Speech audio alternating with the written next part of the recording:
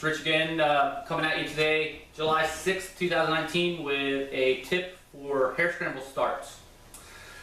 Hare Scramble Starts, they're often overlooked by a lot of people for some different reasons, in my opinion, you know, and stuff that you've heard. But understand that they are very important. It's the only place on the track where you can pass all your competition at once.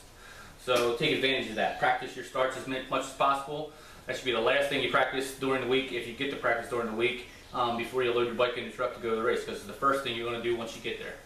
But there's a lot of stuff I put down here in my notes as I wipe my face because I'm sweating.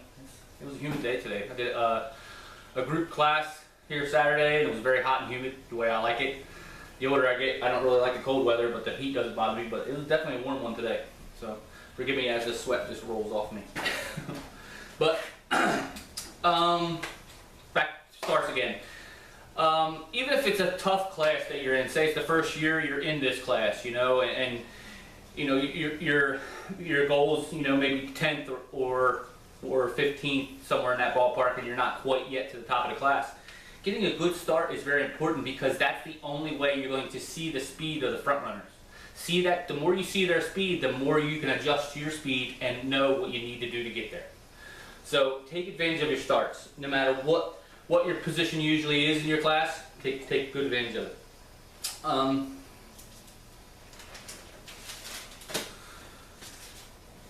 First off though, I'm going to start into some other things about starts as far as the mental side. The mental side, when I was racing, I think was definitely my weakness. You know, I looked at competition as a threat, and it's not. Remember that competition is not a threat. It's just an opportunity for you to improve your craft. You know, a guy that you're competing with, you know, beating you every week, he's not a threat to you. He is just helping you improve your craft. And then in doing so, you know, back and forth, it elevates both of you. So look at competition as an opportunity to get better.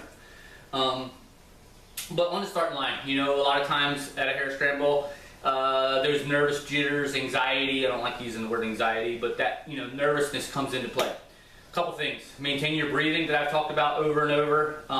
You've heard me talk about other videos where you're just kind of sitting there, just focusing on blowing out.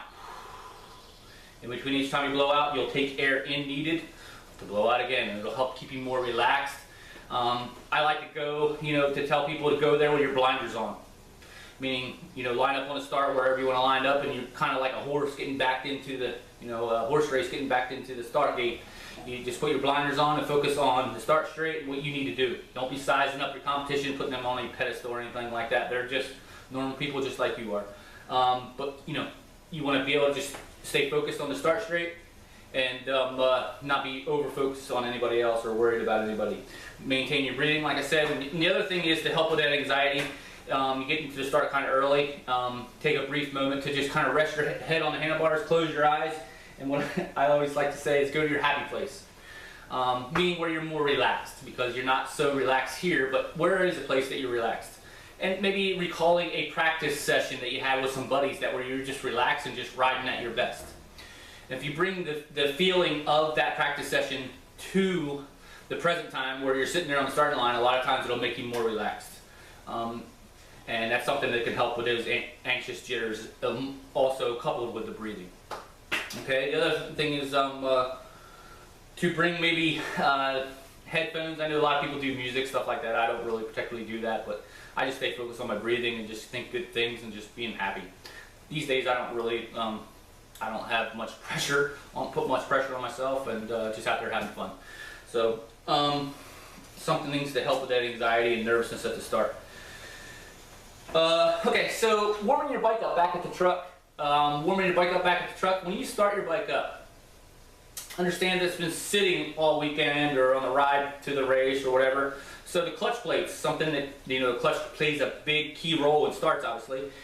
As you're warming your bike up in neutral, pull the clutch in and out a couple times and revving the bike a little bit. What it does is it's going to spread those clutch plates a little bit and get the oil that has ran all the way off all the clutch plates. It's going to get it splattered around in between the clutch plates, therefore giving it better grab for when you go to the start line. And obviously you want the bike good and warm, okay? So good warm clutch with good oil on the plates, it's going to actuate a lot better for you on the start line. So starting in gear. I think you should try and start in gear. Work on issues with that if there is any issues. A lot of times the Jap bikes will start a lot easier in gear, I've heard, than European bikes. That's what I find. I know some guys are starting in neutral. Yeah, that's fine if it works for you, but I think starting gear is a lot easier and a lot less time consuming. European bike, KTMs, Huskies, stuff like that. If you have trouble starting in gear, one of the things to do is, you know, when you get that brief warm-up period when you're on the starting line, before they tell you to shut them down, you pull the clutch in, the bike's running, put it in your desired gear. And desired gear, understand that first is usually for a 65 to a 125, and second is usually a 250 on up. And that may vary depending on how heavy you are or gearing that you run or something like that, but that's primarily the deal. But again, on the starting line, pull the clutch in, the bike's running, put the bike in the desired gear. When they tell you to shut her down, shut them down with the clutch in, obviously, and keep that clutch in the whole time the bike's shut off. I understand if you're front line, it might be a little long before you let that clutch back out again, but keep it in the clutch the whole time. The reason being is when you keep that clutch pack tight, together, and everything's in, it's going to feel better when you go to start the bike. It won't lunge forward. A lot of times, if a guy puts the bike in a desired gear, pulls the clutch in, shuts it off, and then he just lets the clutch out. When you pull that clutch back in, it doesn't always mesh right back together a lot of times. And the telltale thing is when you go to start it, even though you got the clutch in, the bike will lunge forward as if you didn't have the clutch in at all. So that's one of the things to a Jap bike. Still having issues. A lot of times we used to do back in the days, we used to drill the back of the clutch hubs a little bit to get a little more oil in the clutch a little bit into the plates. But that's a little bit involved, but that's one of the things we used to do. I'm sweating all over my bike, but it's cool. I usually sweat all over it. That's what happens when you got fat cells. I got a lot of fat cells these days. So keep the clutch in until the flag drops. Now, a lot of times we're dealing with different bikes these days. Some bikes don't have a kicker. Some bikes just have electric start. Okay, if you have electric start, in my opinion, you should start with both feet down. You start with both feet down. A lot of times, just like a moto start, you'll start straighter out of the hole. You won't be going in favor of one side. A lot of times, when guys start with 1 foot up, 1 foot down, they'll favor or lean one side or the other. Start with both feet down. A lot of times, you're more square with the dirt bike, and you'll get a straighter drive out of the start straight. Okay, so if you're doing just button, try both feet down. I particularly like my feet in front of the foot pegs, down along my side, and my butt is kind of neutral in the seat. As I start and as the bike accelerates, my head then goes forward down over the front end. A lot of guys will start with their head over the front end, just sitting there waiting for the starter. I don't tend to do that. I tend to be just more relaxed. Kicker. If you're doing a kicker, that's all you have is just a kicker. You should always use a stand for your left foot, in my opinion, no matter how tall you are, unless you're super tall, because a lot of times the start stand will help keep you more straight and more balanced on the bike. A lot of times if you're favoring one side, to your left side where all the pressure is on your left foot, a lot of times the people kick out and away from the dirt bike, therefore missing the kicker. They don't get a full kick all the way through. Plus, the box gives you a better opportunity to get in the habit of pushing off with the left foot as you kick. Something that will help push you out in front of the guy just a little bit that doesn't push off. Okay? If you have both, if you have a button and a kicker, I would recommend, in my opinion, to do both. In the past, I've utilized this on a 4-stroke, 2-stroke, and it works on either, where you are hitting the button and then kicking. Simultaneously split second, just one before the other, the button and then kick. The button, what it does is it actually cranking the motorcycle over. When you go to kick it, it's going to kick over like an 85. It's going to kick over real easy, and 9 times out of 10, 100% of the time, in my opinion, when the kicker meets the foot peg, it's firing and gone. Okay, so this will help, in my opinion, with starts with that. A lot of times guys will just use one or the other. I recommend using both. This does work. Something for you to try.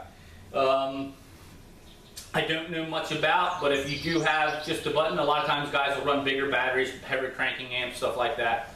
I have heard about this, and with double grounds and stuff like that. I don't know much about that, but I have heard about it. Four strokes. It's something in the past, issues with the four strokes. A lot of times, you know, you're watching the starter, and you're sitting there all ready to go. As, you know, they go to kick, the rider goes to kick, a lot of times they will dump fuel at the same time. And a lot of times it's just a slight second too soon, or a third of a second too soon. The thing to do is to stop that from happening, so there's a slight hesitation before you actually dump fuel, is to kind of roll the throttle back so you're shutting it off and grab the front brake. So what you're doing is you're actually shutting the throttle off and holding it with the front brake. Now as the starter flags, that was flag and starter together. as the starter raises the flag, you're obviously going to kick or push the button and then let off the front brake and give it gas. So it gives you that slight hesitation before you dump fuel. A lot of times if you dump fuel too soon, if you're watching this and you know what I mean, a lot of times dumping fuel too soon, the bike will blubber and then stall right at the start, right off the starting line. So that'll help with a four stroke or two stroke if you have that issue. Real quick, something else I was thinking about that's not in my notes. I have noticed this in the past, where the two stroke thing is, you'll hear a guy shut his bike down and he revs the thing to the moon and he hits the kill button with the throttle open, going rah, whoa. What he's doing is he's loading the carburetor with gas. In my opinion, if you have to do this, then you need to learn how to jet your motorcycle, okay? I've never had to do that, and I've never recommended anybody doing it, never had any better luck doing it. But that's just my opinion, but I have heard that in the past, and it was really big in the past in GCs, I remember. But if you're having to do that, it tells me your bike might be jetted a little bit too lean. So, something to think about, okay?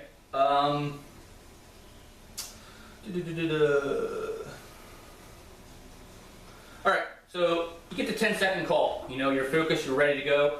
Getting the 10-second call, and it's funny because I watch this a lot of times. It starts and it makes me giggle. You know, a kid or a guy standing there and he gets the 10-second, he brings his leg up and his foot is resting on the kicker that whole 10 seconds. And 10 seconds is quite a while to keep that foot kind of tense and holding up off the kicker because you don't want it to go down. But the whole time, the 10 seconds, his foot is just drifting down through the stroke. By the time the flag races, half the time, he's halfway down in the stroke and he's not getting a full kick, and therefore the motorcycle doesn't start. Okay? What I recommend doing, and it's something I have learned from other racers over the years, if you're doing the kick deal, is count to 5. So as they holler 10 seconds, and do this prior to your start too, so you kind of get a feel if they're doing really 10-second starts.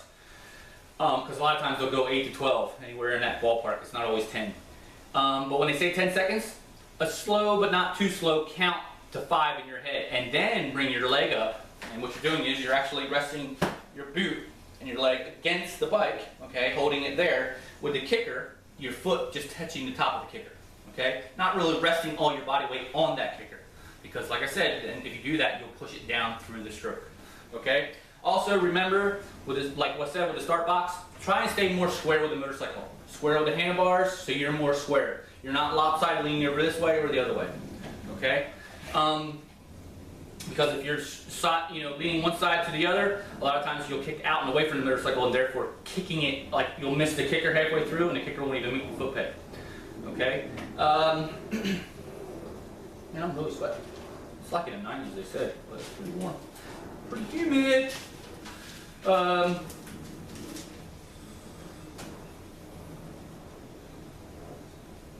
Something else, and it's a small thing, but you know, when you're waiting for that starter, okay, so you're the starter and I'm face down the straightaway, and I'm the individual, the competitor here, ready for the start line. And usually the flaggers are over here, off to the side or something like that. Unless it's GC, they're usually out straight in front of you. They have longer start straights or whatever. But a local race, a lot of times the starter's off to the side. I always position my head down that start straight, so I'm looking to the first turn. And all I do is look over to that starter, rather than move my head all the way over there. A lot of times people take the time to move their head over there, then they're actually having to take their time to move it back, and their head drops and all that. Keep your head up, look positioned where you need to be, where you're going to be heading, and just focus your eyes over to that start straight, or starter, over to the starter with the flag. And I don't watch the tip of the flag, I don't watch anything, I watch the person's hand. When their hand moves, a lot of times, that's the best telltale of when to react. I say telltale because I will watch starters and sometimes you will see they have a telltale. They'll move their finger, they'll move something, they'll do something funky. And I shouldn't be sharing this because if you're a starter at a local series, you're like, damn, you got me. Because I do know some people that do that. They'll move their finger and do something silly just before they go to raise the flag. But just be careful you don't get caught and they change it up on you. But always watch your hand, in my opinion. I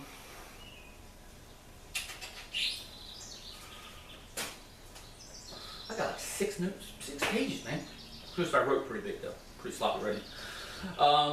I mentioned it before, you always want to, as you're kicking, if you're a kick guy, you push off with your left foot at the same time. It's kind of like you're starting out of the blocks, you know. Something I also learned over the years from other people.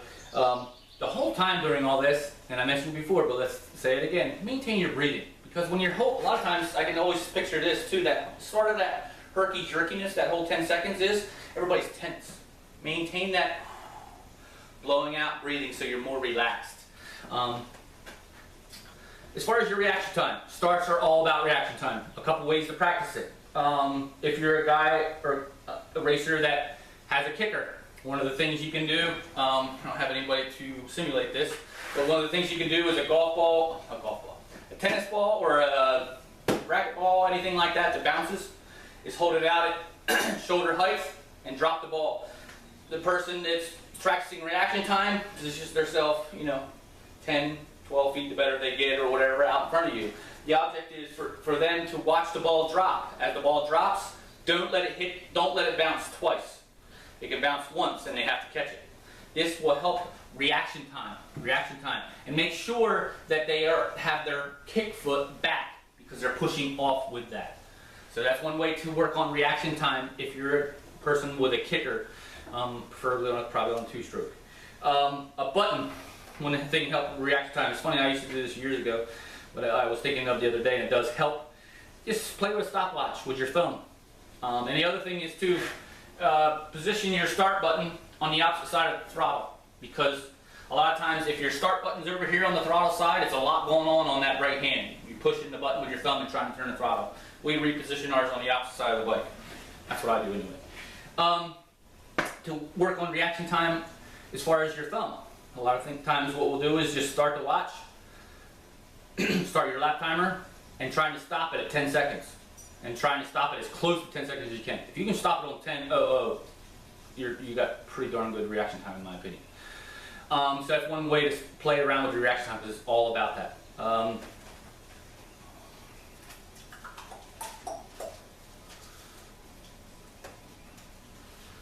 When you're practicing this at home, I often tell people, and it's funny because people don't do it, simulate the first turn as well. Meaning, doing your whole start procedure, get that all down, don't rush through it. Kind of just get moderate pace through the whole start procedure so you got it down, counting the 5 and all that and whatnot. But also simulate a start straight, because you want to be that person that's accelerating as hard as you possibly can and braking at the last minute, or braking at the last second into the turn, and then turning that bike, pivoting and turning that bike around. Because a lot of times I've seen issues on the first turn with people where they're so anxious and nervous and they're just wicking the throttle, and then they have an issue in the first turn. So practice that as well, so there isn't any room for that issue to come about.